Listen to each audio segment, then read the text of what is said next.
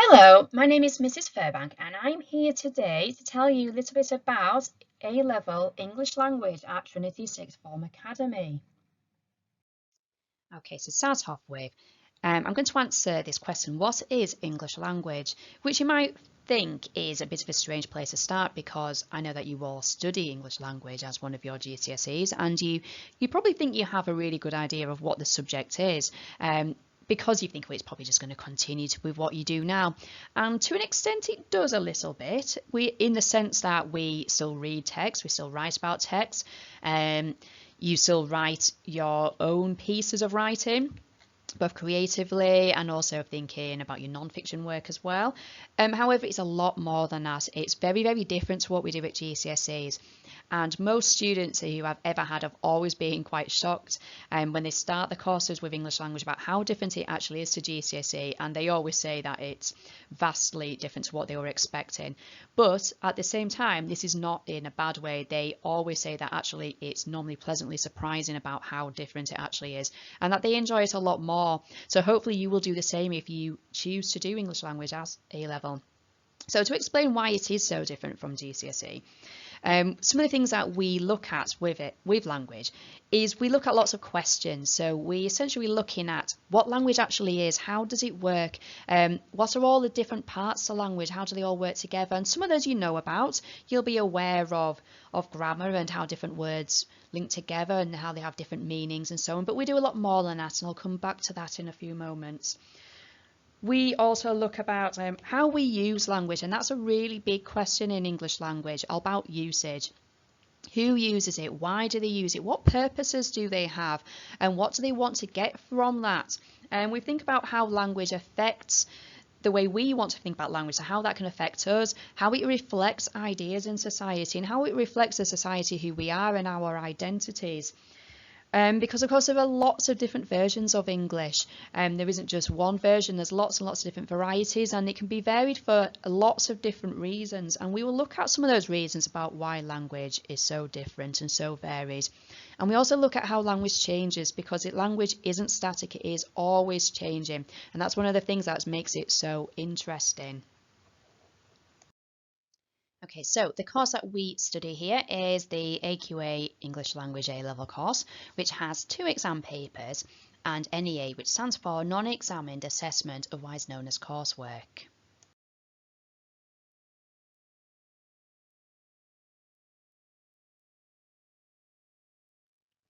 Okay, so paper 1, which is the first half of the course that we're going to look at today.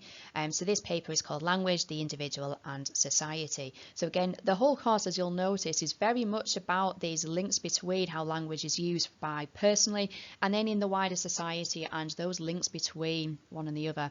So we have 2 different sections that we look at here. The first one is called Textual Varieties and Representations, and the second one is Children's Language Development. So in Textual Varieties and Representations, this is probably the part of the course that might seem the most similar to what you do at GCSE, but actually also at the same time it'll also feel very different, because you are given text here to analyse and write about and compare, a little bit like you do at GCSE, but the way that you do it will feel very different, because we'll introduce a lot more methods of analysis. And we'll also look very specifically at representation. So this is how a text producer, so it could be a writer or a speaker, how they represent people or places or issues. So these are their ways of seeing those people, places or issues, and how they put that across to their audience. So how they then might see that, and we look at that relationship between the two and link to the representation of ideas and people, places in society. So whilst I said it's quite similar, it's also very different, and I'll come back to that in a few moments. And the second section, Children's Language Development, it's often a very popular part of the course. We look at how children acquire speech from when they're born, and obviously how we move through from those creating first sounds through babbling until creating first words and putting words together until they obviously have fluent speech. And we'll look at all the different ways they do that, how they develop all their uses of being able to pronounce words, how they can understand what words are, how they understand the structures of words, structures of sentences. So we look at all the grammatical developments, how the children learn to interact with other people, and how they start to understand the way that we have social meanings within our language. We then move that into their literacy development. So we look at how they take those language skills and use them to learn to read and learn to write. And we look at how obviously all three of those skills are interlinked and obviously contribute to a whole child's language as a whole, until they sort of become fluent users of language. Okay, so paper 2 is called Language Diversity and Change, and just like with paper 1, it's also worth 40% of the course, and it is in 2 sections. So across this whole paper, we study the sociolinguistic topics of the course. And this means at a simple level, it's just how language is used in different social contexts. So it is essentially how people use language in different ways and the ways that people think about people using language in different ways, and also how language has changed over time. So some of those topics that we will look at are gender. We look at whether there are differences between men and women, whether gender is even a concept that affects language at all. We'll look at how social groupings affect language. So we're all members of different social groups and these change as well, and how these affect your language in different ways. We'll look at regional varieties of English. So this essentially is looking at accents and dialects of the UK, thinking about why these are different, how they change. We'd also look at social class, ethnicity, age and occupation, and also world Englishes, which might look a little bit strange because it's pluralized there in a way that you maybe haven't encountered before. And this is to acknowledge that actually English isn't just one English. We have many, many different types of English. It's widely spoken throughout the whole world, and people are sort of taking it to be their own. It's varied, it's merged with other languages. It's developed in ways which are very different to the way we use it in the UK, and these are obviously of very much interest to look at and how they change, and again how people think about these changes. And then we also look at language change. So we look at the historical origins of English, how these have changed over time, how people have thought about language in different ways over time, and how that relates to the language that we now have with us today, and how it's continually changing because language isn't static. So the final 20% of the A-level is the non-examined assessment, as I mentioned already, which is called Language in Action. And there are 2 parts of this. There's the original writing and the language investigation. They're both worth 10% each, and they're both student-led, which means that you as students choose what you will do for them. So for the original writing, you will write something essentially, and it's up to you whether you want to write something that's fiction or non-fiction.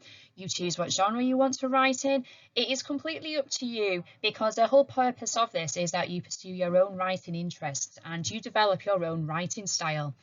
And to do this, you will find an example of this style of writing in real life. You write your own piece, and then you write a reflective commentary where you reflect upon your own writing, the choices that you've made, and you compare it to the choices that another writer has made for that. Then the other part, as I said, is the language investigation, and this is basically a research project. This is your chance to carry out some of your own research. So you'll have spent, by the time we do this in year 13, you will have read lots of other research that other linguists have carried out, and you can carry out your own research. And it might be that you want to replicate some of that research, or it might be that you have your own ideas. And again, it's completely up to you. It's another area that students really enjoy doing, and we always have a lot of varieties of different topics.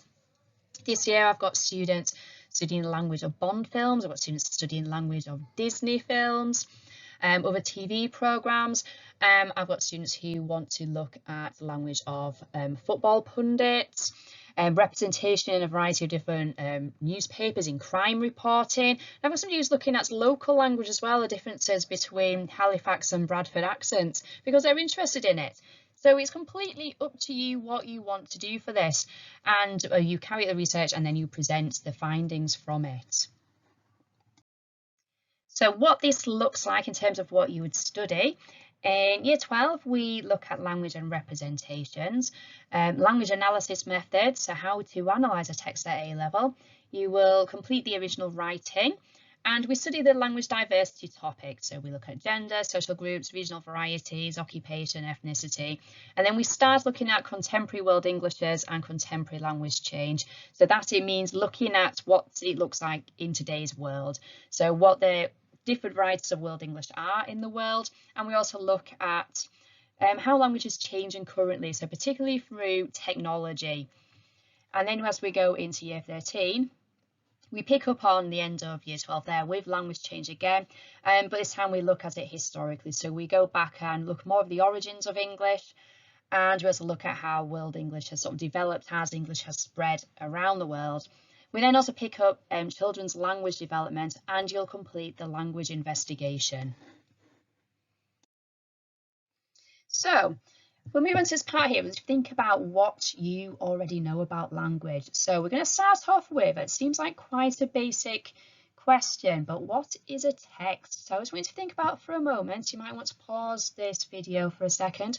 Think about what would you consider to be a text? And then how would you study it? So think about what you do now. What would you do with one of those texts? Okay. So you probably included written text. You probably thought about something that had been written by a published writer, maybe journalism. And I imagine that's when you were thinking about analysing a text, you probably thought about those sort of things that you do now in English language, where you think about the different words used, the sentences, how the text is structured. You might think about the different viewpoints within a text. Now, these are all things that you will still do at A level, but we take them further. So when we study text at A level, there are some differences. Now, the key thing is that anything that involves language, and if you might not recognise language, is a text at A level. Is anything that is communicating. And this can include written language, as you've been used to be looking at now. That's no different. But we also look at spoken language. Now, spoken language is literally as it says, it's how people speak, and we will look at the mechanics of actually speaking, how you produce sounds, the different sounds that make up language, which is known as phonology. And we also look at the language of conversation and how people speak to one another, how we interact when we're talking to other people. And we also look at something called multimodal language. And this is where written and spoken language are mixed a little bit, where we don't just have one mode of language, which is what written and spoken languages are. They're different modes. And so we look at language which you might find online. That's sort of the language you find in like text messages, in social media. And so it's all quite different, and we study all of those things. The context that we look at will probably be a bit more extensive than you've been used to looking at. So we can include a local context, national context, international. It could be online, it might be from a public domain, it could be private, and it can be historical as well. So we look at a wide range of different contexts and where we're looking at how language works. And the methods that you've been used to using at GCSE, we will expand them to these, what we call linguistic methods. So we have lexis, which is a study of words. We have semantics, a study of meanings. Grammar, which is the study of structures of language, so how we put it all together. Discourse, which is a study of whole texts. Phonology, the study of sound. Pragmatics, which is sort of study of implied meaning. So those meanings, that what is it that people are saying without saying. And then we have graphologies, what a text looks like. So it's the surface meanings of it. So we look at things like the images, the font, the colours, and all those sorts of things. Okay, now to give you another taster into what we study at English language, we're going to have a look at some headlines in a moment that have appeared in the media about language. And as we look at each one of them, I want you to think about these questions. I want you to consider, what does it tell us about how society talks about language? Have you heard people say things like it before? And what are your opinions about the topic?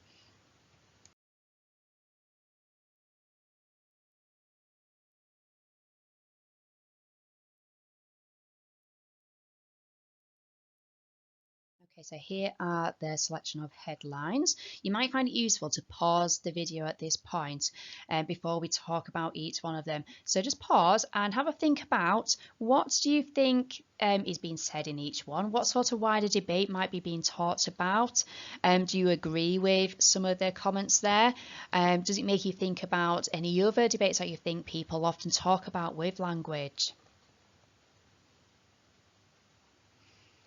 Okay, so I was going to talk about some of these here. So discourses, if you remember, I talked about these before. These are the ways that people talk about language. So these are all examples of language discourses. But they also link into some of our diversity and change topics as well. So at the top left, we've got the Tokyo 2020 chief pressed to resign after saying women talk too much at meetings.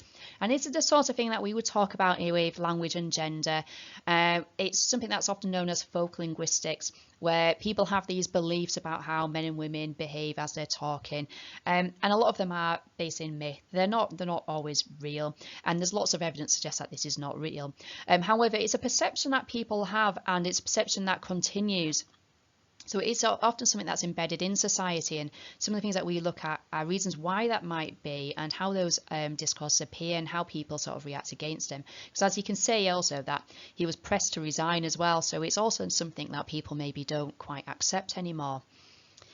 On the top right side, we've got alas poor Boris, PM's go-to word for delivering bad news. Now this one obviously links into language change, but it also looks into representation. So you've got the way that Boris Johnson was perhaps trying to sort of, when he's delivering bad news, to show that he's disappointed in it, that he maybe doesn't want to give that bad news, but obviously he's said it an awful lot of times and just in November, so no more times than since 1800, so that's a long time since that's used. So we've got a historical comparison there as well about the ways people are using language, because it's not a word that people use commonly, but obviously we've heard it quite a lot. Then again on the left, we've got the Americans are destroying the English language, or are they? Which is very much a debate. We talk about that with world Englishes. American English is something that lots of people have very strong opinions about, whether they think it's good or it's bad, whether they like the fact that words coming back from America. But we also take words to America. We've got a bit of a two-way relationship between the two, between UK English and American English. So again, it's another topic that we look at, and it also links into language change as well. Underneath that, we've got welcome to the age of insult, you snowflake. Insults on social media aren't there to persuade, but to frighten opponents into silence. So this is from an opinion article, someone exploring the use of all these different insults on social media. And again, this fits into our ideas about language change and social change. So we look at how people use them, but we also links into language of social groups, because it often can link in with political affiliations, the way people see the world. It also can link into age as well, so where we've got different age groups using different language. So we spend quite a lot of time, we've looked at things like snowflake and a lot of the other words which have popped up on the internet, and how far they've spread around through internet language. So that's another theme that we look a lot at. Onto the right hand side, we've got Labour MP Angela Rayner, I'm proud of my accent. And obviously this is to do with accent and dialect. It's obviously the bit you've noticed here, and perceptions of those. But you might also have considered why she felt the need to say she's proud of her accent. Because of course she's somebody who faces a lot of abuse for her accent, and people suggesting that maybe she shouldn't be in her position if she speaks in with an accent that reflects where she is from. And that's something that we look at, and it comes under the theme of accentism or accent prejudice, and we consider about the reasons why people still have these prejudices surrounding accents, and what it is that people think about different accents, and why some are seen as being better than others. So again, that's quite a big topic we look at, so another very interesting one. And underneath that one, teens aren't ruining language. People of all ages influence linguistic change, and it's always been that way. And this fits into some of the discourses, so ways that people think about language change. Lots of people often are always saying that language is on the decline. We have these ideas of lowering standards. And there isn't a lot of evidence that says that. People have been saying that for hundreds and hundreds of years. people have been ruining language in one way or another. Quite often, young people are often to blame for that, apparently. But as this article here is obviously showing that they don't really see it that way, that actually everyone influences linguistic change, and it says it's always been that way. So again, we look at reasons for language change, how these things happen, and whether the people who often society points a finger at are actually the ones to blame or not. Okay, so hopefully these have given you just a little bit of an insight into the sorts of things that we cover and actually where they appear in just normal everyday life. You'll come across a lot of these sorts of comments. And maybe you haven't really thought too much about them, but there's something that we do spend a lot of time talking about in English language. We discuss obviously the topics which are there. We look at the fuller articles, we work out exactly how they're putting together their arguments, and we also assess these against linguistic research as well. So by now, hopefully you have a little bit more of an idea about what language A-level is. So just to finish off, we're going to talk about what some of the skills that you would gain from studying English language. So first of all, you would gain an understanding and appreciation of what language is, how it works, how it varies, and how it changes, which is obviously at the heart of language study, as I hope you've realised. You will become a critical thinker. This is very much at the heart of all the things that we do. You'll be looking at evidence, you'll be reading things that other people have said, and you will weigh up what they have said against evidence and evaluate what they've said, how convincing their ideas are, and how valid their ideas are as well, which links into this critical and analytical skills and being able to analyse things and compare to other things as well. Evaluate against research, different parts of it, and bring it all together, which is a very difficult skill, but it's something that you will learn to do through this course. You'll learn to interpret research and conceptual ideas, which again is what we've just been talking about here. You'll find lots of research that we look at. Some of it might contradict other elements to it, but you will understand how you handle that, what you do with it, how you work out to evaluate them against one another. And then from that, you learn to carry out research yourself. You will learn research skills and understand how to present a piece of research convincingly, so that your ideas are sound and that other people can then also interpret your research. You'll develop your presentation of arguments, because ultimately you have to do that throughout all of this. It is like once you've analysed, you need to be able to show that how you are interpreting something is written or expressed in the most convincing way possible, and that is something that you will spend a lot of time on. And ultimately you'll become a better writer throughout all of these. You spend a lot of time looking at how writing works and how language in general, so not just writing, how speech works as well, and that will then in turn impact your own work and how you actually compose your own writing. And you do have that opportunity to pursue creative writing opportunities should you wish as well. So it's something that, even though it's not as big a focus as people often expect it to be, there are still those opportunities which are really valuable.